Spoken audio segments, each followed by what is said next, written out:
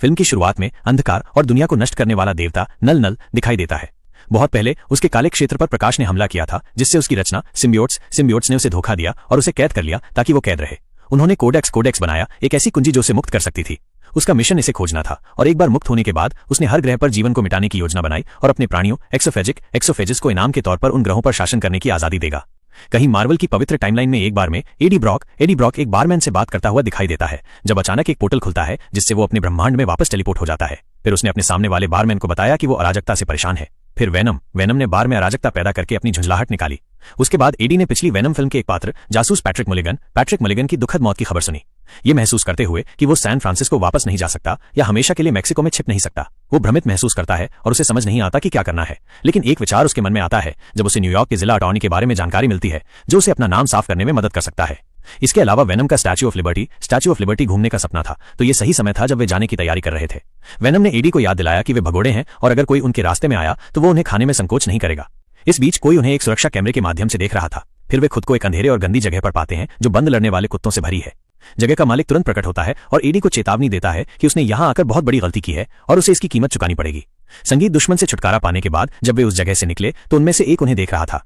इस बीच एक रहस्यमय आकृति जो एडी की गतिविधियों को भी देख रही थी ने इस खोज की सूचना दी और जनरल स्ट्रिकलैंड को बाहर जाने के लिए कहा। बारमैन ने देखा कि टेबल पर उनका एक छोटा सा टुकड़ा बचा हुआ था। जब जनरल स्ट्रिकलैंड नमूना लेने आए तो उन्होंने बारमैन से पूछताछ की, जिसने एडी को एक अजीब आदमी के रूप में वर्णित किया जो खुद से बात कर रहा था और उसके बड़े हाथ थे जो असामान्य दिखते थे। कहीं और युवा पेन और उसका भाई तारे देख रहे थे जब अचानक एक बिजली गिरी और पाइने के भाई की दुखद मृत्यु हो गई, लेकिन ये सिर्फ एक सपना निकला। वो जनरल स्ट्रिकलैंड के एरिया 51 जाने की चौंकाने वाली खबर सुनकर जाग गई। उसने उसके साथ जुड़ने का फैसला किया। स्ट्रिकलैंड एरिया 51 में गुप्त प्रयोगशाला में पहुंचा, जहां वो आखिरकार पाइने से मिला। उसने समझाया कि उसका मिशन सिम्बियोट्स को इकट्ठा करना था, जबकि पाइने उनके शोध के लिए जिम्मेदार थी। एक अन्य शोधकर्ता साडी ने उसे बताया कि वे एक और सिम्बियोट को बचाने में कामयाब रहे हैं जिसे पहले मृत माना गया था। वे अगले चरण में जाने की तैयारी करते हैं। पाइने और साडी ने पैट्रिक मुलिगन से मिलने से पहले संक्रमण को रोकने के लिए सुरक्षात्मक कपड़े पहने जो मृत बताए जाने के बावजूद जीवित दिख रहे थे। वो सिम्बियोट के लिए मेजबान बनने के लिए उपयुक्त थे। पाइने ने पैट्रिक को समझाया कि उन्होंने उसे बचाने के लिए सब कुछ किया है। उसी क्षण पैट्रिक से जुड़ा सिम्बियोट चेतावनी देता है कि उन्हें तुरंत निकलना होगा, जबकि एक्सोफेज के अस्तित्व की व्याख्या करता है जो सिम्बियोट्स का शिकार करता था और उसके रास्ते में आने वाली किसी भी चीज को नष्ट कर देगा। वो सिम्बियोट शून्य वॉइड के अस्तित्व का भी खुलासा करता है जो ब्रह्मांड की सीमाओं से परे फैला हुआ था, जितना वे कल्पना कर सकते थे उससे कहीं अधिक भयानक। जबकि सिम्बियोट इसके बारे में बताता है, नल जोर से हंसता हुआ दिखाई देता है जबकि उसके पीछे सब कुछ नष्ट कर देता है। इस बीच वेनम और एडी एक विमान से न्यूयॉर्क जा रहे थे। वेनम ने एडी को बताया कि वे एडी का नाम बहाल करने और शांति पाने के लिए एक यात्रा पर हैं, लेकिन तभी एक्सोफेज, वो प्राणी जो वेनम का पीछा कर रहा था, विमान पर कूद गया।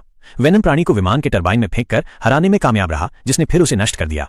जीत के बाद वेनम ने एडी से माफी मांगी और कहा कि उसे उसकी रक्षा के लिए गायब होना पड़ा। बिना किसी झिझक के वेनम विमान से कूद गया और एक पैराशूट में